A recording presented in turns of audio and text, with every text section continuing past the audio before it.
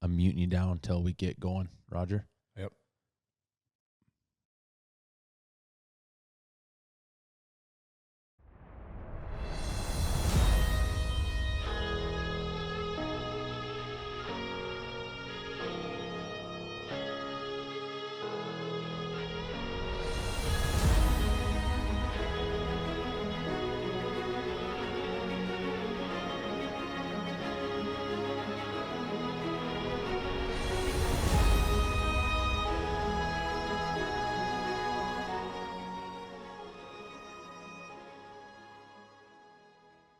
All right, fellas, I'm James O'Neill.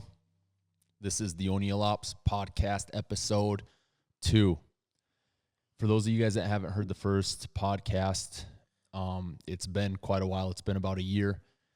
I'll make sure and post the link up on this YouTube video so that you guys can basically go back and listen to it. I said in the first podcast that this isn't it's not a solo effort by all means. You know, we're a tight-knit team. We've got a group of guys here that really understand each other very well in the field, and they can operate the camera just as easy as they can pull the trigger, and vice versa. And without the guys that are on the team, you know, we wouldn't be getting the footage that we do. That's all there is to it. And what I want to do in this podcast is kind of start introducing the guys that work with us so that you guys can get a better understanding of who they are, what they do, and kind of how we work together. And before I introduce this guy, I'm going to just kind of tell you a little bit earlier on how things kind of got started. First off, it's Keith Risse. I'll let him kind of introduce some of the Instagram pages he does and kind of what he does for the team after I get done here. But some of the first things that him and I did were, gosh, man, I think it was grade school. And it's actually, this here's an add-on, and it was right below us is where my bedroom was. And I remember grade school, and, you know, 5 o'clock in the morning, he was knocking on the bedroom window. We were out doing coyote calling contests, things like that. That's just, we've always done it. We've kind of always worked as a team. And then it progressed, you know, we played college ball together, played college baseball, and that was, you know, just have always known each other really well and have got along really good and most importantly, I think, understand each other really good. And that's a huge asset when you're in the field, hunting, filming, killing, trying to be successful, because man, if you don't understand who your teammate is and what they can do, then you're pretty much just going in blind. You're lost. Anyway, with that said, guys, I'll let Keith Risse introduce himself and kind of fill you guys in on kind of how he got started, kind of what he's done, and tell you guys a little bit about himself. Thanks, James. Hey, I'm just Keith Risse. Excuse me. We like James said, we grew up together as a crow flies. I grew up probably 10 miles from James's place. We started calling contests, and it wasn't a big contest per se. It was, you know, small town contest, you know, 11, 12, 13 years old. And always hunted together, always doing something together. You know, we grew up so close together, lived so close together, and we're pretty, you know, family, so anything that went on in town, everybody was there, so that's kind of how it started, I guess. You know, the small town coyote calling contest, the shooting pheasants on the weekend or what have you. So I remember like some of the things that we kind of got into. It was probably about the time that I got my FFL over a decade ago, when we really started getting into the long range. Man, you had a Rock River arms, and we had a kind of a junk scope on it, and we were starting to bang steel out there at 1/4 of a mile, and it kind of started intriguing us, and then it kind of really progressed from there. We were hunting coyotes and stuff a lot before that, but that's kind of where you're like, oh man, you know, we can reach out that far with this little gun, and it kind of grew. Yeah, 223, you know. And then, like you said, and kind of how that all got started too is you always said you wanted to build a bench-made rifle. I remember the day you said, I'm gonna build them, and you went and talked to some people. How do I do this, or how do you go about it? How do you do it? And did some studying on it or what have you, and started maybe building more of the custom rifles, and instead of the smaller calibers. And like you said, reaching out, shooting all the time now, and kind of honing your skills for coyotes. Now that we film and everything, we don't necessarily shoot long range, but we don't necessarily try to kill them long range. Right. Yeah, we're banging steel at least, I don't know, every other day, maybe shooting something every day anyways. Getting trigger time in. Yeah. That's a key. Yeah. And we'll kind of go into that, a lot of that as things progress, but we've been kind of out of the picture for a while regarding content for damn sure. I mean, there's like this where we're at right now. We're very fortunate to have this set up. It's an awesome setup. We're finally set up that we can actually have enough room. We can get content out there to you guys like this. We're going to plan on hammering podcasts out, man, hopefully weekly. And, I mean, YouTube videos, these podcasts are going to go up on YouTube as well as the Anchor page or the Anchor channel that I upload them to. So you guys will be able to have a couple different venues. But that's one of the other things too. Like we hammered this add-on out. That's why we've been really kind of, the content has been out of the picture because we've been trying to get this set up and we've been focusing on this add-on so hard. Keith came out every single day, worked with our contractor. I was here working with the contractor, and I mean, it saved us a lot of money. And I think it was just over 20 days, solid 20 work days that we got on this whole edition. Sure. Yeah. So we hammered. I mean, we've been working, and it's not like we've been trying to not get content out there. That's the sole purpose of doing this, so that we can get more content out there. Yeah, it's been a long summer as far as getting this and this project. It's kind of coming down to the final, what it was for, or what you wanted it for, or what you wanted to use it for. And this is kind of what it's doing now is what we worked all summer on. So that's usually throughout the summer we'll knock out at least a couple reviews, product reviews. And this summer, I think the last video that we did was a T4 series. Right. So that was right towards the end of the coyote season last year. Yeah, it's been a while, man. Early summer, maybe spring. So with this setup here, we'll be able to do a ton of reviews. I in all honesty, guys, what I really like to do is I kind of like the cinematography aspect of it, where you can go out in the field. With our location, it's so awesome because we've got a wide variety of terrain. We've got the sand hills to the south, we've got river bottoms to the south, and we got transitions to kind of like almost a huge meadow that's on the edge of the aquifer, and it's kind of farm ground basically is what it is, and it transitions to the north to the rolling hills, like open prairie. Then it turns into basically Ponderosa, Pinefield Canyons, and further north of there, you got Badlands. So we have a wide variety of terrain, and I kind of like to use that in our videos. And it's going to be tough to get away from that with kind of the product reviews. But this, we should be able to just hammer them out here. Oh, sure. You come in from a long day of calling and, it's set up here. We might get retarded and not make much sense, but we're going to put something together for you. It's there. You might as well do it.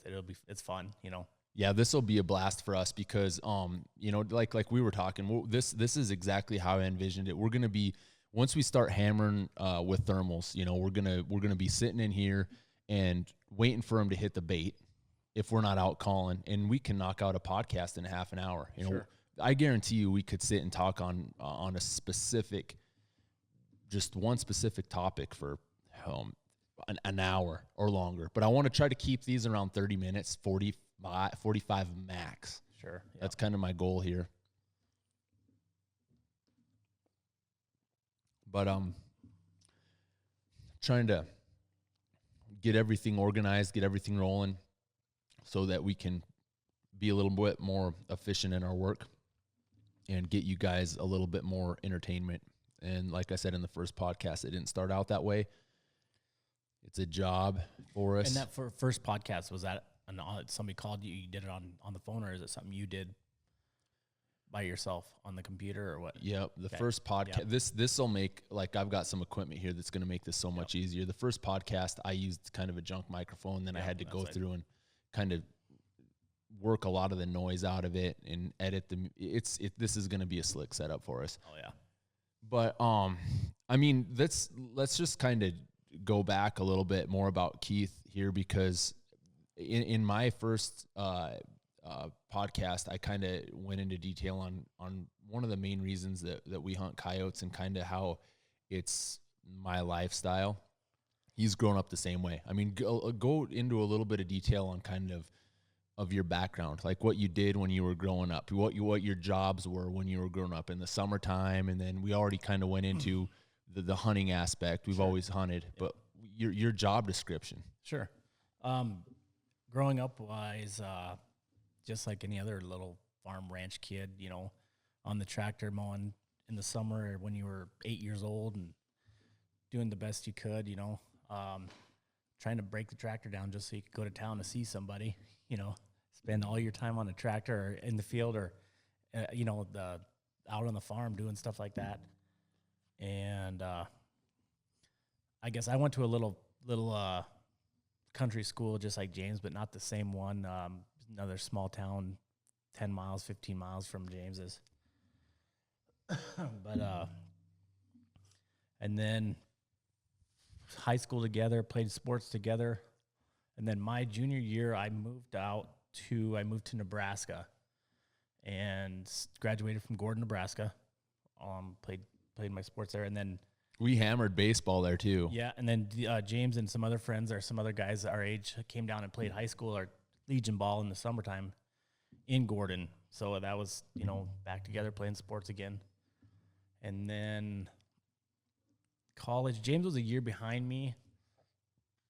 So I went to a semester without, you know, right out of high school. And then, excuse me, that bang's hammering me, man. That's right. That's what it's supposed to do. But after that, I transferred. We went to a junior college, played some college baseball together. And then after that, James transferred to SDSU. I transferred to Omaha, finished baseball there. And both of us ended back on the farm, you know, and I didn't go back to the farm. I actually sold cars. My grandpa owned a Ford dealership in the small town of Martin. So I ended up selling cars for him for 15 years. And the whole time James was here on the farm, which is like 30 miles from town. So we playing amateur baseball together in town. So it's always doing something. Always been doing something together. Always around. But then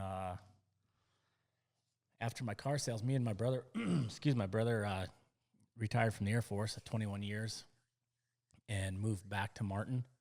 We ended up buying a gas station together, and we're going on 2 years. And being a business owner, I guess it's worked out good enough that I think last year we come out in the wintertime, we're coyote hunting, we're going. And I think last year I might have missed, 4 or 5 days from coyote hunting. We were just going all the time. So it's just been lucky, blessed, I guess, to be able to do what I do or we do, and just taking it day by day, I guess, and murdering coyotes. The days that you missed we were probably blizzarded in anyway. I was gonna say it was probably 40-mile-an-hour wind and snowing. So, but that's exactly kind of what I wanted to go over and kind of just have you guys here. Everybody sees it on video, and we get guys right now. It's elk season, and it's just crazy, man. I mean, and people know who we are from certain videos. I mean, not a lot. Most guys don't, but a lot of guys actually do. They've seen some of our work, but they don't know the details and really who we are and kind of what we do in our background. And that's just nice to kind of fill guys in so they have, you know, a lot of guys are familiar with it. And the way that I kind of like to look at this is a lifestyle. You know, there's a lot of guys out there that do it for fun, and we have nothing against that. Yeah, well, it's fun, all right. No, we're not going to deny it's not fun. But, like, you know, when you introduce cattle into the picture, and like just last night, dad called over here and he said, man, you guys got to start, you got to shoot those. There's a couple pups that are coming. We just weaned our smaller herd, about 250 head. And, you know, when their pups are stupid coming in, all it takes is a dog to run out there and chase one of them, go through the lot, and then you got calves breaking through the corrals or tipping, just, you know, broken legs, anything like that. Unneeded work that we can deal with ourselves. And a lot of people don't understand that it's not just fun, although it is, every bit of it is, but it coincides with work. And like another thing too, I was going to say is, you know, Keith's been out here with his business that him and his brother are in. It's a huge advantage to me too, because I'm not saying it frees up any of his time. I mean, it's work. You got to make money. That's a goal in life. And with what I do, a lot of times, like the other day, for example, I was we were preg checking cows. We weaned, we had the vet come, we preg checked, gave them a couple shots, and pour on. And while I was doing that, I had a bull hunter here, right? We usually kill, last year I think we killed 30 elk. The year before that we killed 20. The year before that probably 20. And this year we're up to 18 or 19 so far. I'll have to look at my login sheet. Yeah, I think 19 and then 2 bulls, or maybe 19 with two bulls. Yep, that's pretty damn. I think that's what it is. 19 with 2 bulls. And anyway, I had a bull hunter here, and Keith knows the ground. I mean, like I said, he's been coming out all the time ever since we were kids. He knows the ground as well as I do, and it's a massive benefit that I'll basically hire him to guide. Yeah. So he's been guiding this client, a bull hunter, and he's out doing stuff like that, and comes out, a lot of fun. And then at the same time, you know, you don't. It's not only am I guiding that guy for elk, I'm scouting coyotes. Yeah, you come in the first day, and I'm like, dude, how big was he? And you're like, oh, I saw 14 coyotes. I could tell your eyes. You're like, dude. I go, how big was he? I saw 14 of them. Yeah. Might have counted the same one twice. Yeah. Yeah. No, I said there might have been 17, but I wasn't sure on those other 3. But yeah, it's always going. I mean, like you said, being able to come out here all the time, putting in the work, putting in the time to better ourselves as predator hunters, really. Yeah, and you do. When you're guiding and you're out there, I mean, you're always that's a huge asset, because a lot of people that hunt, they don't really hunt the same area twice, and the majority of our kills are coming within a small radius of actually where we live, and being able to scout and know every detail of where we're going to set. And then you have to factor in the camera. It's a force. I mean, it's factoring in the camera is a whole nother set of skills. I'm not saying it's hard, but I'm saying you have to hide it. It's like a third person or second or fourth person coming in. So you got to make sure and set yourself up for it. If we were just going out to kill, you know, it'd be a completely different story. In 1 year, I think we're going to try it. We're just going to set everything aside, and we're just going to start putting marks on our stock. Yeah, and just start hammering when everybody else does about October, and roll all the way through the end of February. Well, this year, the first time I've ever called in October, you know, usually it's when corn gets out or after deer season, middle of November. And a lot of that's my fault, though. I mean, I always say, every year I say, man, we're going to hit these spots up in October. Right. And then you wean calves. Yep, calves are in. That goes right into weaning the big bunch. And then now we got to cut corn, you know, combine corn. Yep. And then we bring Gary's out, too. Yeah. And then another 600 head. Yeah, that's another ranch that James manages for a guy. But then deer hunters, you know, that'll mess up a guy's coyote calling real quick. There's no sense in doing. You got 2 aspects there. You got 99% of deer hunters out here that we deal with or we talk to will send one at a coyote, even if there's a 150-inch whitetail standing over the hill. You know exactly. Yeah. And then you got the gut piles. Coyotes, they'll slick them elk gut piles too the same way, man. You'll go out there and scout at night with a thermal. You'll see 3 or 4 coyotes over an elk gut pile. So that fills them up pretty good. You know, and it kind of reduces the kill ratio when you're out there trying to call. So usually we in years past, usually we really start hammering hard. I would say, I'd like middle to say end November. I would like to say that. I was going to say the middle to end, but most of the time it doesn't go full effect hardcore till December. Yeah, I just sit at home and wait for that phone call. Hey, should we go make a set? You know. But now it's different now, though. I mean, you're coming out doing guiding, Right. and then we can do content like this. What I want to try to do is get him into doing like some reviews and stuff like that, because if I can set it up and I can still edit it, you know, and it's just going to be way more content out there. These guys that I hunt with are just as familiar with the products as I am, and you know, if we can get more reviews out there, that's kind of what I want to start filling in and helping guys out with, because I think that that's what a lot of guys thrive on is information, you know, and a lot of guys are just interested in it too. Yeah. Oh yeah, sure. You bet. But that's kind of what our goals are right now, guys. We're going to try to keep these around 30 to 40 minutes long, which, like I said, is going to be easy without trying to really stray off the subject too far. Trying to keep this around the guys that we work with, first few episodes, detailing who we are, what we do, kind of our background.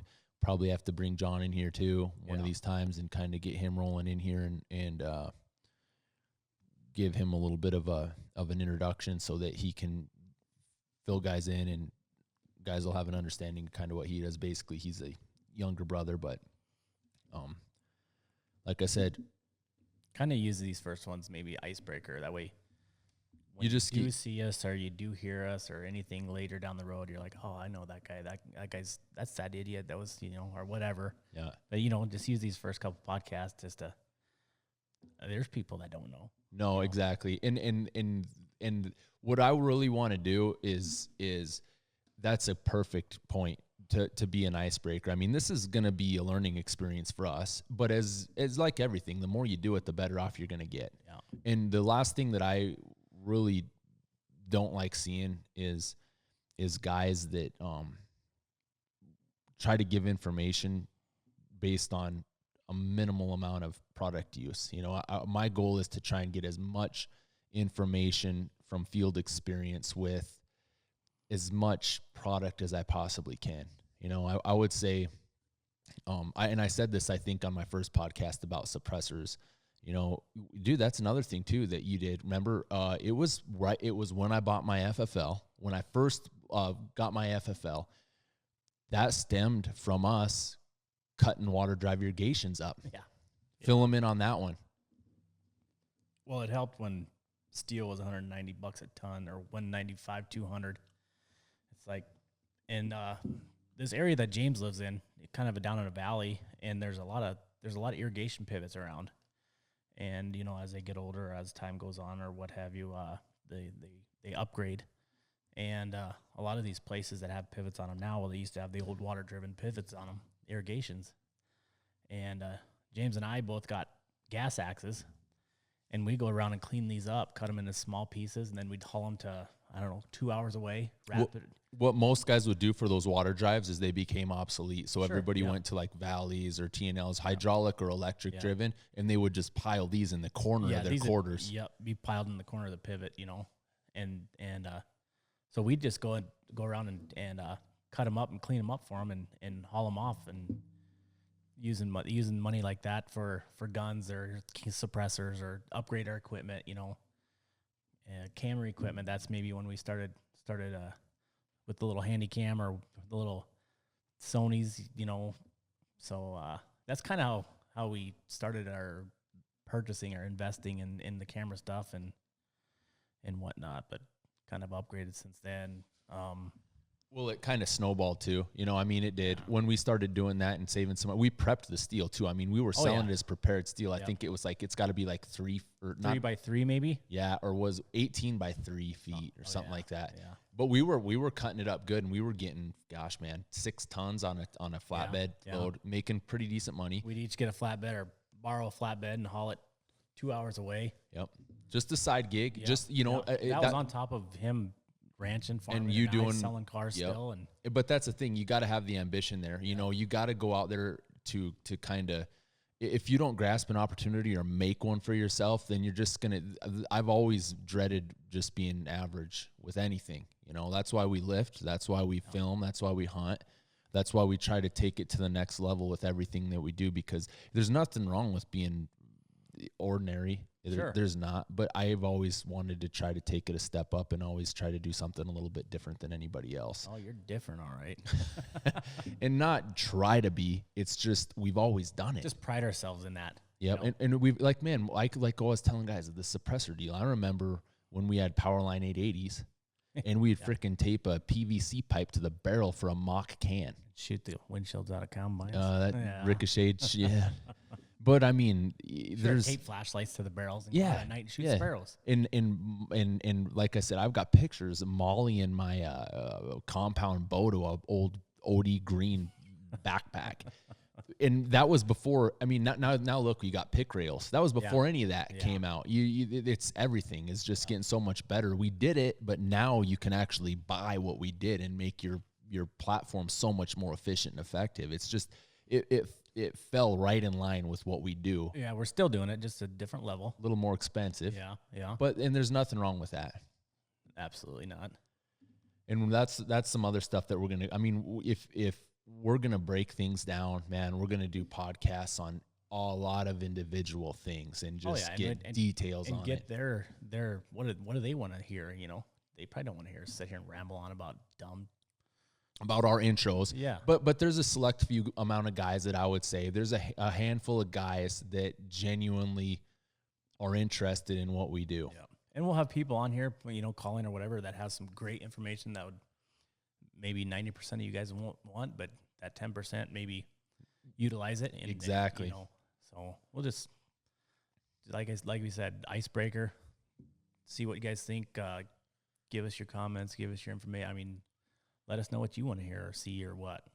And we'll definitely cater to some information. If we have experience with it, we'll definitely try to help you out. And we're not the kind of guys that will pretend like we know something that we don't. That's the furthest from the truth.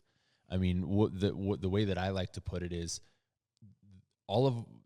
most of the experience that we have gained is from failure. It's from, and as much as I like to, I don't want to be labeled a hypocrite, as much as I would like to say, you know what, I would love to help you out as much as I can so that you don't have to experience that.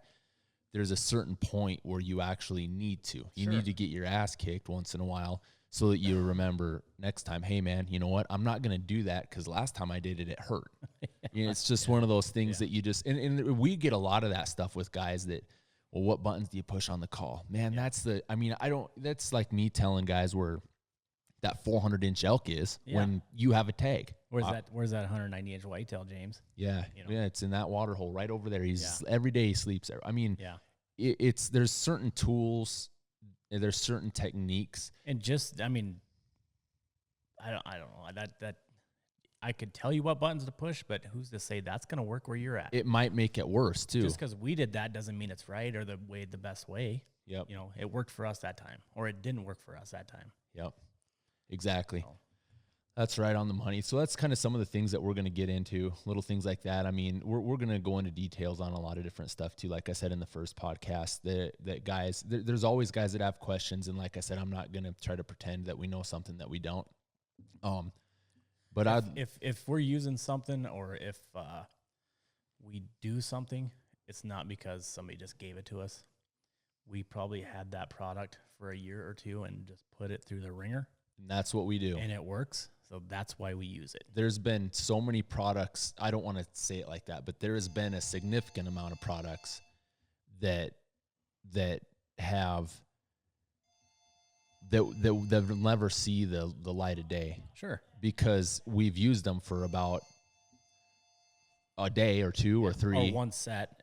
And you could tell right now it broke, you know. Yeah. It wasn't going to happen.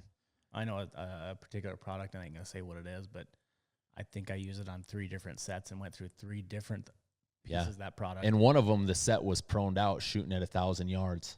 Yeah.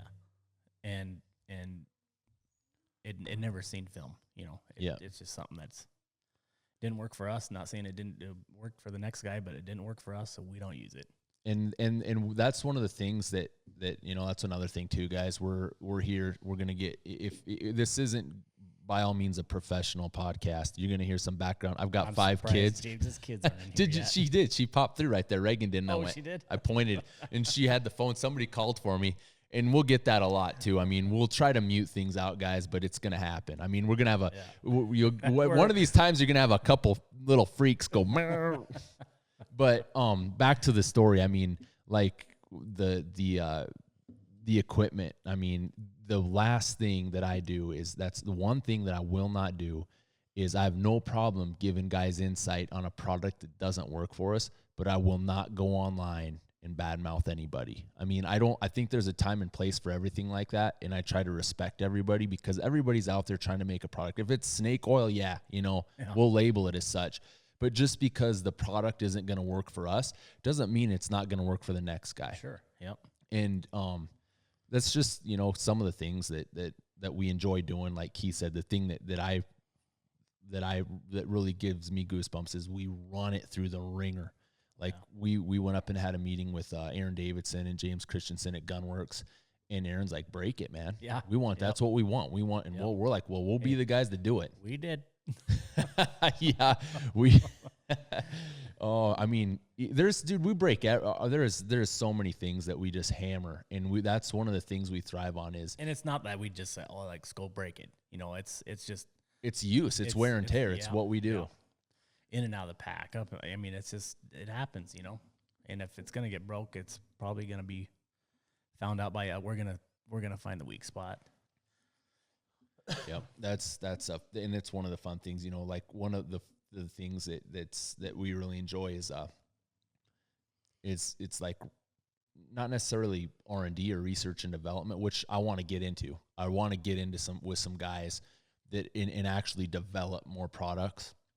But it's test and evaluation. We want guys to give us equipment and say, run this, man. Take this, see what you think, hammer it. Yep. And if it works, we'll keep using it. And if it don't, a lot of times we kind of tell them. And it comes with, like there's guys that probably are out hunting certain things more than we are in a way. But when you do it all year round, like there's not just, I mean, there might be guys that hunt coyotes for 4 months out of the year. But when we're doing it every single day, and then we transition, we're getting trigger time almost every day that we can. Oh yeah, yeah. And then sure we are. Then we also get, we're also doing some long range work. We do a lot of handgun work. We do a little bit of carbine work just to keep any kind of trigger time. I mean, it's kind of muscle memory. If you don't use it, you tend to lose it in a certain. I mean, we'll go into details on that too. I think being an athlete helps a lot, and it's not meant to turn people off or kind of make them upset. But I think that if you have an athletic skill set, it transitions to what we do. I mean, like when you prone out, there's times where I'm scanning with that camera, and I'm like, dude, over here, man, you just roll over and just do it. You get into a position that most guys like we got an elk hunter here that can't set his bipod up. He's got Keith over there laying over there prone. Hey, man, can you raise this up an inch on this side right here a little bit? I don't know if I don't know if I can shoot this way. Yeah. I mean, it's crazy. And I'm like, you know how many guys that we could tell you story and story and story and about the thing about guys. It is on that, I mean, we could probably go to his place of work or what have you and be the total. I mean, he'd put us to shame in the financing or you would know he does what you do, but I mean, and it's not that we're saying you suck and whatever this or that. It's just he just doesn't do it. He doesn't do it. Yeah.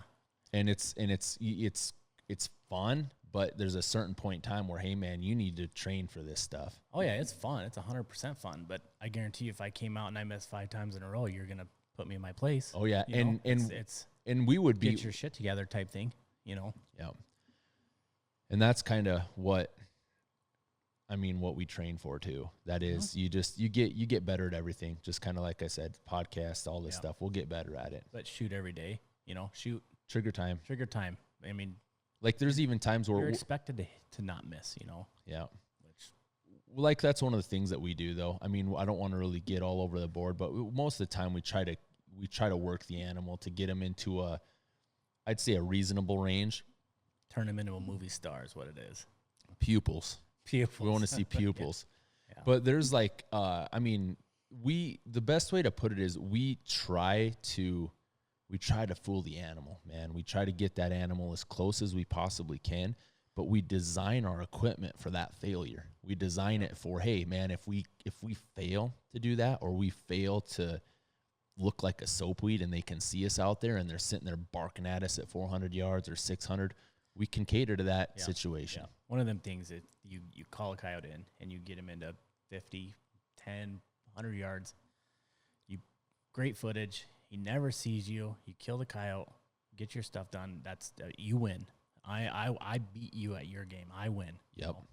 And that's what we try and do on every set. That's a perfect way to look at it too, because we're hunting nature's most astute predator. They can hear, see, smell millions of times better than us. And if you can do that, nothing against long range, nothing. I mean, we do it all the time on steel, everything else. And there's an application for it, but we just try to do it a certain way. And yeah, we can do it long range. I mean, we can show you 10 kills at over 500 yards for say or whatever, but how boring is that? I mean, who went?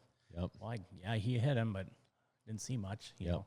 And another thing too that I like to explain to guys, if you go into detail on it, the more that you film and actually work that animal, the more that you learn. It's like the way I relate it to is like game tape. You know, you watch football, you watch it over, you study a defense, you study an offense, you see what their plays are, and you counter it. And sure, a lot of guys, that's stupid. A coyote's a coyote. You know, it is. But you know what? Each one is different. Each person is different. They might respond different. They might not. So it's fun to learn. And one of the big things that we'll get into is night hunting too. I mean, I've learned so much about that over the years. Just more about the animal. Going out. I've learned freaking leaps and bounds about animals at night. It's crazy what something will do in the dark. Yeah. Oh, you know, we're going to go into details on all sorts of stuff, fellas. Like we were talking about earlier about the cutting up the water drive irrigations and getting started on that. I mean, one of the first things that we got was a suppressor, and I instantly knew, you know, that it's stupid not to use one. I would think it's just, why wouldn't you use one? It's such a benefit. But some of the things that you get into with that are the wait time, the paperwork that's involved. You have to get all that stuff done, and then most guys are probably only going to go through that process 1 or 2 times, and then once that's done, that's all they're going to have. What I knew, I could see that coming before. I did that with my first can. I got a 30 cal. Shot it on an AR, and that was it. But since then, I mean, and you have access to everything that I get, but you tend to think that guys like to think that what they get's the best. And I don't put the best label on anything. You'll never hear me say what we use is the best. You'll never hear me say that. What we use, I think, is really good. And what we use maybe works best for us. Best for us, but it's not the best. It doesn't mean it's the right way or the best way. Yep. Another way I look at it too is, man, as good as you think you are, there's always somebody out there that's bigger, faster, stronger, and better than you. And that kind of keeps you humble. You know, a lot of guys think that these guys are cocky. It's not that, man. You can have a little bit of confidence. Sure. It's a lot different than being cocky. It's a lot different than being cocky, man. You don't want to see cocky freaking put the cameras up and we'll just take the guns and go murder mode for 6 months and see what happens. Don't expect any footage or film, but hey, we'll mark them down. Show you some pictures of coyotes hanging on the pipeline out there. But so back to the suppressor thing, you know, my goal was to get my hands on as many as we could. And I'm not sure if I remember referencing this in the first podcast, but he's still doing it. We got 2 more here. We're doing reviews on 2 more different ones. Actually, we got 2 more coming from Gunworks, the 6 and the 8. We're going to be doing reviews on those. And like I said, I've actually have an exclusive. We designed the Vapor with SRT arms, and that actually funnels sales to us. But guess what? I'm not telling anybody the Vapor's the best. It's what we use most of the time, but we're always getting our hands on other guys' products so that we're not left behind. So that when guys ask us, I'm like, hell yeah, man, we use that. It's good. It works awesome. It's got a different kind of tone. You know, it's got a point of impact shift. No, it doesn't. It's got the same with and without. Lots of different things like that so that we can give proper insight. And then we made that evolution to rifles. We worked with a couple different rifle manufacturers. For those of you guys that might not watch the first podcast, let's touch base on this real quick. In the beginning, the first thing that we were doing was taking our Remington 700s, factory Remington 700s that had 24-inch 1 in 14 twist barrels, and we were cutting the barrel off, cutting it off to 18, threading it for a suppressor. Why? Because it's easier to come in and out of packs. It's easier to maneuver, easier to swing. It's lighter. It's not as cumbersome. And we kind of went against the grain. I mean, there was a lot of guys that were going, what the hell are you doing, You're losing man? all your velocity. Why are you doing that? Yeah, that's not what the 22 250 is designed for. Well, guess what?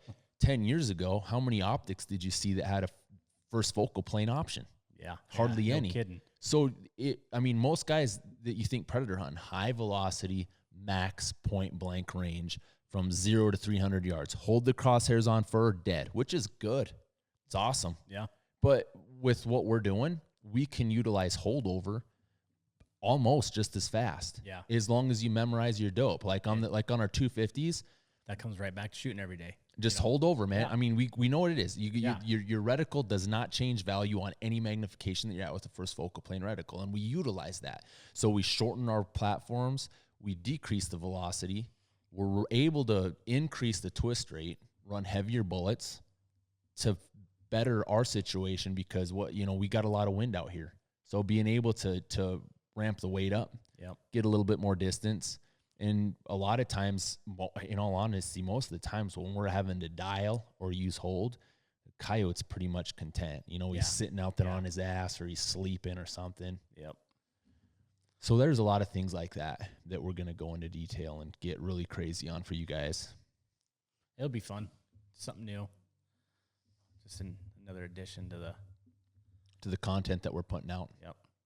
Lots of information on the podcasts. If you guys have any questions on any of this stuff, like I said, this will be on YouTube. It'll be on the Anchor.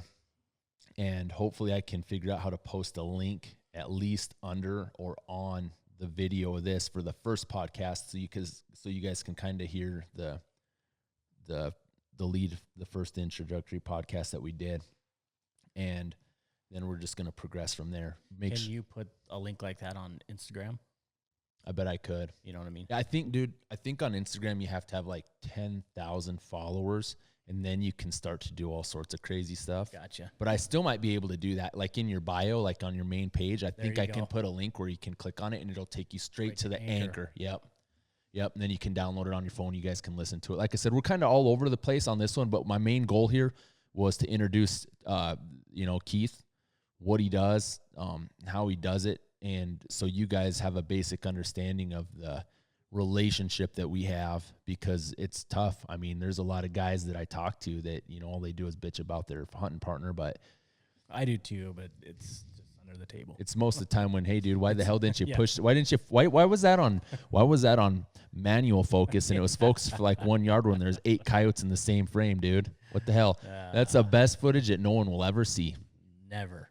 Why? Doesn't exist anymore. Dude, that's and why. I'm got so mad you deleted it. That's why. I'll blame that all on me, and it was 100% this. I'm going to tell you what happened. I had my Canon XF305 in my G4 operator pack, and I pulled it out, and I've got a pan bar. Yep, and on one side of the pan bar, it's got you can either use it on focus or zoom, and that's what it'll do with your toggle. And then on the other side, I can't remember what it is. Manual or auto. Yep, that's what the other side is. Yep. Well, when I pulled it out, and it was manual or autofocus. Yep. When I pulled it out, it flicked to manual. Yep. And it stayed on manual. Yep. And I was looking at the screen, but man, a lot of times during the day, if you don't have the right lighting, you like. Oh, sure, it's tough. It's a little 3-inch, 4-inch screen you on a camera. Yep. And it was just tough to see. But anyway, dude, we got it. We might as well end with this. Yeah. Tell him what happened, dude. Tell him this was probably, wasn't this, I don't even remember what time of the year it was. I don't either. It wasn't early though. It was not early. I killed them all. And you did. No, I think I shot 5. No, yeah, I think you did. But okay, go anyway. Let me tell first. Okay. Just the intro. Just the introduction of the story. Well, you kind of did already, so you were on a good track. I told a freaking mess up part of it. I killed them all. I think Dad might have said. Well, anyway, this guy passed away, right? Yeah. He passed away, and he had a ranch that borders some of our ground, I think, really close both to of it. our family, like close to you and close to my dad. I mean, right You've in between hunted it. us, yeah, You've we hunted it. grew up around it. We both know the area well. We have permission. Yep. And we're like, man, you know what? Why don't we go over here? We heard we still go over there to this day. I mean, we go over there. But it ain't gonna happen like this. No, we circle around. We have a good wind. I think it was kind of an easterly wind, northeasterly or something. We set up on the edge of this guy's, basically about a tree grove, right on the edge of his farm. Yeah, right on the edge of where they came in from the northwest, northeast. Yep.